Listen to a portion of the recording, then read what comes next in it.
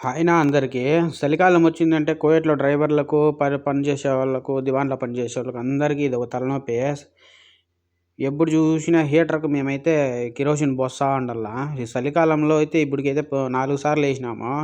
నాగేష్ అయితే నా వల్ల కాదు ఇంకేసేదని చెప్పి నడుములు నొస్తాయని చెప్పి ఊగుతున్నాడు. సరేలే ఎట్లయితే అట్లా అయిందిలే ఈసారికి బేసేయని అయితే చెప్పినాను. బేస్తన్నాడు.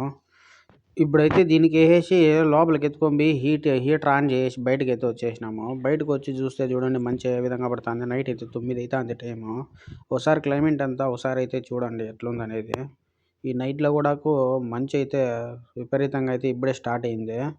ఇంకొక గంట పోయిందంటే గన్నా చలికైతే తట్టుకోలేము. మేమైతే ఇంక తట్టుకోలేక లోపలికొచ్చేసినాము హీటర్ దగ్గరికైతే. మీకైతే ఈ వీడియో నచ్చితే లైక్ చేసి, షేర్ చేసి, సబ్స్క్రైబ్ అయితే చేసుకోండి. అందరూ చూస్తున్నారు గానీ సబ్స్క్రైబ్ అయితే చేసుకోవడం లేదు. ఒక్కసారి సబ్స్క్రైబ్ చేసుకోండి ఫ్రెండ్స్.